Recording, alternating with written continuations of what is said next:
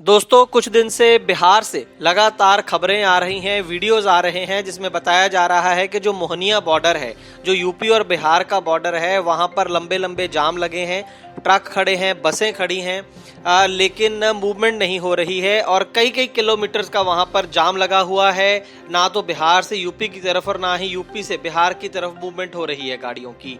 क्या सच्चाई है इन खबरों में और क्या कारण है इस जाम के, ये बताएंगे आज हम आपको इस ग्राउंड रिपोर्ट में।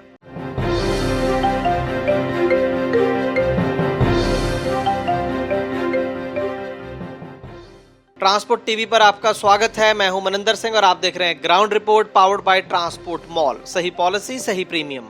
दोस्तों, इसमें कोई दो राय नहीं है और ये खबर बिल्कुल सही है कि बिहार का जो मोहनिया बॉर्डर है वहां पर एक लंबा जाम पिछले कुछ दिनों से लगा हुआ है। ये जो एरिया मैं आपको बताऊं, बिहार वाली साइड ये जगह कर्मनासा पड़ती है और यूपी वाली साइड ये चंदौली डिस्ट्रिक्ट पड़ता है और जहां पर ये जाम लगा हुआ है। जाम के कई कारण हैं और कई तरह की खबरें चल रही हैं सोशल मीडिया के ऊपर, लेकिन हम आपको सही खबर बताएंगे कि वहां पर आखिरकार ये जाम किस बात का लगा है। उससे पहले ये बता दें कि जाम जो है, जो दावा वहाँ किया जा रहा है वो ये है, ड्राइवर्स का ये कहना है कि 25-25 किलोमीटर लंबा ये जाम है। आप देख सकते हैं विजुअल्स के अंदर भी, और कई लोगों का कहना है कि वो 2 दिन से 3 दिन से वहाँ पर खड़े हैं। इस बॉर्डर पर बिहार की साइड जो डिस्ट्रिक्ट पड़ता है वो है कैमूर और यूपी वाली साइड डिस्ट्रिक्ट पड़ता है चंदौली। तो ट्रांसपोर्ट टीवी की टीम ने कैमूर के एसएसपी से बात करी और इसके साथ ही चंदौली के एडिशनल एसपी के साथ भी बात की। तो दोनों जो अधिकारी हैं, सीनियर अधिकारी हैं, दोनों ने ये माना कि हाँ वहाँ पर जाम लगा हुआ है, लेकिन ऑब्वियसली उन्होंने ये नहीं माना कि 25-25 किलोमीटर का जाम है। उनका कहना था, जब हमने काफ़ी प्रेशराइज किया तो उन्होंने माना कि हाँ ये तो है कि 10 घंटे का वेटिंग टाइम तो चल रहा है, कि अगर एक गाड़ी फंसी है उसे 10 घंटे लग रहे हैं बॉर्डर क्रॉस करने में। वैसे ये भी बड़ी हैरानी की बात है कि स्टेट का बॉर्डर है, कोई इंटरनेशनल बॉर्डर नहीं है जहां पर 10 घंटे लग रहे हैं। अगर उनकी बात भी मान लें, पूरे यूरोप के अंदर आपको याद होगा कि कोरोना का बहुत बड़ा, भारत से पहले यूरोप के अंदर कहर था कोरोना का, लेकिन वहां पर भी जो ट्रकों का बॉर्डर के ऊपर लगने वाला टाइम था वो 15 मिनट से ज्यादा नहीं था।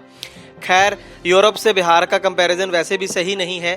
तो हमने एडमिनिस्ट्रेशन से पूछा कि इसके पीछे वजह क्या है, क्यों इतना लंबा जाम लगा है। एक तरफ तो हम कह रहे हैं कि सोशल डिस्टेंसिंग होनी चाहिए, लेकिन लोग भीड़, क्योंकि जहां पर भी जाम लगेगा वहां पर भीड़ होना लाजमी है, तो लोगों को आप खुद बीमार कर रहे हैं, क्यों ऐसा हो रहा है वहां पर। तो उन्होंने 2-3 कारण इसके बताए। एक तो उन्होंने ये बताया कि जैसे कि आपको पता होगा, पूरे देश से जो बिहारी मजदूर हैं, चाहे वो दिल्ली से हो, तमिलनाडु से हो, महाराष्ट्र से हो, गुजरात से हो, वो वापस अपने प्रदेश वो लौट रहे हैं। बिहार के अंदर बताया जा रहा है कि हर दिन 10,000 मजदूर जो है वो वापस आ रहा है।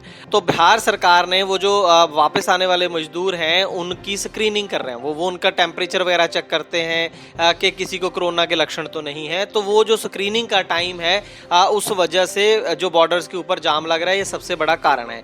वो हमने आपको पहले भी बताया है, जहां पर भी वो जाम लगे हैं, चाहे वो जम्मू हो या असम हो, कि वहां पर स्क्रीनिंग तो करते हैं, लेकिन हजारों लोगों के लिए 2 लोग वहां पर बिठा दिए जाते हैं, फिर वो चाय पीने चले जाते हैं। तो इस तरीके से जाम बढ़ता रहता है। ऐसा नहीं होता है कि वहां पर फौज लगा दें अच्छे खासे। जब इतना बड़ा रश है तो 50 डॉक्टर कम से कम वहां पर लगाने चाहिए ताकि फटाफट जो है वो स्क्रीनिंग हो सके। खैर, तो पहला जो मैंने कारण आपको बताया वो है माइग्रेंट लेबर, और दूसरा बड़ा कारण यहाँ पर ये है कि हाँ, काफी देर पहले एक खबर हमने ट्रांसपोर्ट टीवी पर आपको दिखाई थी। कर्मनासा नदी का जो पुल था वो टूट गया था। काफी बड़ा ये ब्रिज है, कर्मनासा नदी के ऊपर बना हुआ, और ये टूट गया था और उसके बाद से अभी तक इसकी रिपेयर नहीं हुई है और आरजी ब्रिज बनाए गए हैं जहां से पूरी ट्रकों की मूवमेंट होती है। तो नॉर्मल कोर्स में भी, ये तो अभी कोरोना वाला चक्कर है और स्क्रीनिंग करनी पड़ रही है, उससे पहले भी वहां पर जाम लगते हैं। इतने बड़े नहीं लगते हैं, लेकिन वेटिंग वहां पर पहले भी रहती है, ये हमें एडमिनिस्ट्रेशन ने बताया। तो उनका कहना था कि ब्रिज भी एक खास वजह है कि इतने बड़े ब्रिज, प्रॉपर ब्रिज नहीं है स्ट्रॉन्ग, के मूवमेंट जो है वो गाड़ियों की फटाफट वहां से हो सके। ये एक दूसरी एग्जांपल है निकम्मे प्रशासन की। तो ये जो 2 मुख्य कारण हैं, ये तो बिहार साइड वालों के हैं, जो एडमिनिस्ट्रेशन ने हमें बताया कि एक तो स्क्रीनिंग कर रहे हैं, वहाँ पर खाना पानी भी खिला रहे हैं वो जो लोग आ रहे हैं, और दूसरा उन्होंने बताया कि हमारे ब्रिज ही इतने कमज़ोर हैं कि ज़्यादा फास्ट मूवमेंट वहाँ से हो नहीं सकती है। लेकिन उसके बाद हमने यूपी एडमिनिस्ट्रेशन से ये पूछा कि आपकी वजह से जाम क्यों लग रहा है, क्योंकि जो गाड़ियाँ बिहार से यूपी में आ रही हैं वो क्यों जाम में फंसी हैं, आप ऐसा क्या कर रहे हो जिस वजह से जाम लगा। तो उन्होंने भी ये बताया कि एक कारण तो कर्मनासा नदी का पुल ही है, क्योंकि अगर यूपी में भी एंटर करना है तो उस पुल को पार करना है, तो वो सेम रीजन हमारे लिए भी लागू होता है। तो उसमें उन्होंने जो ठीकरा था पूरा वो बिहार के सिर पे फोड़ दिया। लेकिन उसके अलावा भी एक और वजह है, वो वजह ये है कि वहां पर जो बालू के ओवरलोड ट्रकों का एक मसला फंसा हुआ है यूपी के अंदर। वहां पर पूरी क्लैरिटी तो इस बात की नहीं आ सकी है, लेकिन बताया ये जा रहा है कि कुछ बालू से कुछ रेत के लदे ट्रक हैं, ओवरलोड ट्रक थे, जिन्हें एडमिनिस्ट्रेशन आगे नहीं जाने दे रही थी। उसके बाद उन गाड़ियों को वहां पर लोग छोड़कर भाग गए हैं और वो गाड़ियां सड़क पर ही खड़ी थी, जिस वजह से वहां पर जाम लग गया। उन गाड़ियों को काफी घंटों तक वहां से हटा नहीं पाई एडमिनिस्ट्रेशन। तो ये एक और बड़ा वहां पर कारण है। 3-4 ऐसे बड़े कारण हैं जिनकी वजह से ये बिहार यूपी का जो बॉर्डर है वहां पर इतने लंबे लंबे वहां पर जाम लग गए हैं। यहाँ पर एक सोचने वाली बात ये है कि जब कर्मनासा नदी का पुल टूटा था तब भी ये बात सामने निकल कर आई थी कि वो ओवरलोड गाड़ियों की वजह से वो पुल टूटा है। और अगर यहाँ पर बालू के ट्रक अभी फंसे हैं ओवरलोड के, तो इसका मतलब एक ये है कि वो पुल टूट जाने के बावजूद भी वहां पर जो ओवरलोड माफिया है वो कंट्रोल नहीं हुआ है एडमिनिस्ट्रेशन से, या फिर यूं कहें कि मिली भगत से अभी भी चल रहा है। बहुत ही शर्मनाक ये बात है अगर वहां पर अभी भी ओवरलोड वाहन चलते हैं, क्योंकि करोड़ों रुपए का लॉस हुआ है। बहुत बड़ा ब्रिज था कर्मनासा का जो टूटा है। अभी भी अगर आरजी पुलों के ऊपर से भी ये बालू के ट्रक ओवरलोड चल रहे हैं तो बहुत ही शर्मनाक है, और वहां पर लोकल प्रशासन और वहां की सरकार इसके लिए रिस्पॉन्सिबल है। खैर, ट्रांसपोर्ट टीवी की टीम को प्रॉमिस किया है दोनों साइड की एडमिनिस्ट्रेशन ने कि जल्द ही वहां पर हालात सामान्य हो जाएंगे।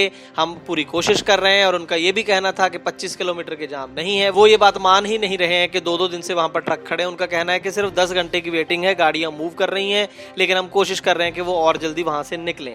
लेकिन इसके साथ ही एक और बड़ी खबर हम आपको दे दें कि जब इतनी बड़ी आपदा आन पड़ी है देश के ऊपर, और खास करके बिहार यूपी वाली स्टेट्स, क्योंकि सबसे ज्यादा जो माइग्रेंट वापस आ रहे हैं वो इन्हीं 2 स्टेट्स के वापस आ रहे हैं, उस दौर के दौरान भी वहां पर भ्रष्टाचार का दौर खत्म नहीं हुआ है। जी हाँ, बेहद शॉकिंग ये बात है, और कहां पर एडमिनिस्ट्रेशन और कहां पर इनकी सरकार सोई है, हैरानी की बात है। बिहार बदनाम है अपने मैकेनिकल टैक्स को लेकर, या यूं कहें कि मैकेनिकल के नाम पर गलत चालान जो काटती है खुद बिहार एडमिनिस्ट्रेशन, उसके लिए बेहद बदनाम है। 2500 रुपये मैकेनिकल लिया जाता है नॉर्मल कोर्स में, और अगर नहीं देना है तो 400-500 रुपये जेब गर्म करनी होगी वहां पर जो भी पुलिसकर्मी या आरटीओ कर्मी है।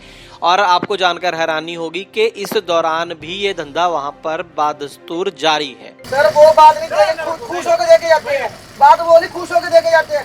सर अब इतना बड़ा मुसीबत, इतना 3 दिन से जाम में लगा, अब तो छोड़ नहीं चाहिए आपको गाड़ी। ये बात बोल रहा हूँ, समझना चाहिए कुछ गाड़ी वाले के। नहीं सर, मैं वो बात नहीं बोल रहा, हर चक्कर देके जाते हैं। सर अब पैसा, अगर आप मेरी बात सुनो, इतना बड़ी देश में मुसीबत आया हुआ है, हर बॉर्डर बंद है, एमपी के इतने पक्के बॉर्डर अंग्रेजी। सर मैं तो बोल रहा गाड़ी वालों को छोड़ दो सर, आपके पास तो ऑप्शन है छोड़ने का। आप देखिए कि किस तरीके से ट्रक ड्राइवर मिन्नतें कर रहे हैं वहां पर एक दलाल की, आरटीओ दलाल की, कि कम से कम रहम करो, इस आपदा के दौरान तो तुम लोग पैसे मत मांगो। लेकिन ये बात माननी होगी कि कितनी भी बड़ी आपदा क्यों ना आ पड़े, कितने भी लोग आसपास क्यों ना मर रहे हों, उस दौरान भी करप्शन कैसे की जाती है, उस चीज में ये लोग, हमारे प्रशासन, हमारी सरकारें, हमारे जो सड़कों के ऊपर आरटीओ कर्मी, पुलिसकर्मी है, वो इस बात में एक्सपर्ट हो चुके हैं। और इसका ताजा उदाहरण है जो आप बिहार के बॉर्डर्स पे इस समय देख रहे हैं। यहाँ पर हम ये भी कहना चाहेंगे कि जो तर्क बिहार की एडमिनिस्ट्रेशन दे रही है कि वो स्क्रीनिंग कर रहे हैं लोगों की, इस वजह से वहां पर जाम लग रहे हैं, ये भी इसकी कोई तुक बनती नहीं है। आप देखेंगे बड़ी आसानी के साथ वहां पर बसें और ट्रकों दोनों का जो ट्रैफिक है उसकी सेग्रीगेशन की जा सकती है, अलग अलग लाइंस लगवाई जा सकती हैं। या मैं यूं कहूं कि जिन गाड़ियों के अंदर अब मजदूर हैं उन गाड़ियों की अलग से लाइन लगवाई जा सकती है और वो उनको स्क्रीनिंग करने के बाद आगे जाने दिया जाए। लेकिन जिन गाड़ियों के अंदर माल है उन गाड़ियों को बिना वजह क्यों रोका गया है, उनकी अलग लेन लगवाई जाए और उनको जाने दिया जाए, बॉर्डर क्रॉस करने दिया जाए, उनको क्यों रोका गया है। ये बिल्कुल एक सिंपल से लॉजिक है जिनका इस्तेमाल समझ में नहीं आती है कि हमारा प्रशासन क्यों नहीं करता है। तो हम उम्मीद करेंगे कि जल्द से जल्द जो है बिहार एडमिनिस्ट्रेशन अपने हालात सुधारेगी। मोहनिया बॉर्डर हो या कोई और बॉर्डर हो जहां पर भी ये जाम लगा है उसको जाम को खुलवाएगी और गाड़ियों की मूवमेंट को सुनिश्चित करेगी। आपके पास अगर कोई और जानकारी हो इस बॉर्डर को लेकर, इस जाम को लेकर, तो हमारे साथ जरूर शेयर कीजिए कमेंट सेक्शन के अंदर। और हम चाहेंगे कि आप इस वीडियो को ज्यादा से ज्यादा शेयर करें, लाइक करें। और अगर आपको ट्रांसपोर्ट टीवी का काम अच्छा लगता है तो हम अपने इस चैनल को फेसबुक और यूट्यूब पर जरूर सपोर्ट करें। ट्रांसपोर्ट टीवी देखने के लिए बहुत बहुत शुक्रिया। ट्रांसपोर्ट टीवी को यूट्यूब पर अभी करें सब्सक्राइब और दबाएं बेल आइकन। फेसबुक पर लाइक करें हमारा पेज और ट्विटर पर भी करें फॉलो। ट्रांसपोर्ट टीवी, जानकारी लाभकारी।